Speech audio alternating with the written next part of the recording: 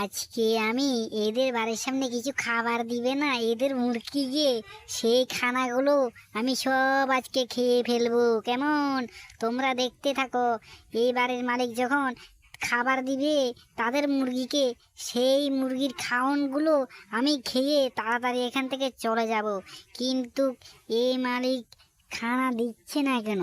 এই মালিক যদি খানা দিত তাহলে তো খেয়ে দিয়ে আমি চলে যেতাম। কিন্তু কতক্ষণ হচ্ছে এখনো খানা দিচ্ছে না। তাড়াতাড়ি দিলে তো অনেক ভালো হতো। আরে আরে, এখন বোধহয় দিয়ে দেবে। আমি এখন খেয়ে ফেলবো লাম লাম লাম লাম করে। এই হে হে, দিয়ে দিয়েছে দিয়ে দিয়েছে। এবার আমি খেয়ে ফেলি। কপক কপক কপক কপক করে খেয়ে ফেলি। খেয়ে পেলে এখান থেকে আমি চটরং হয়ে যাব, চটরং। টুকুস করে চটরং হয়ে যাব। হা হা, কি মজা! এখন খেতে আমার কাছে তো অনেক মজা লাগছে।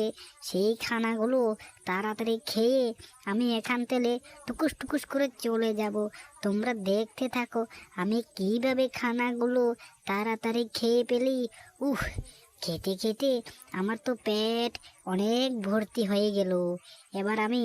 এবার যেহেতু আমার পেট ভর্তি হয়ে গেল, এবার এখান থেকে আস্তে আস্তে আমি এক পা দু পা করে চলে যেতে হবে। না হলে তো বাড়ির মালিক যদি আসে তাহলে তো আমাকে ধরে মারবে।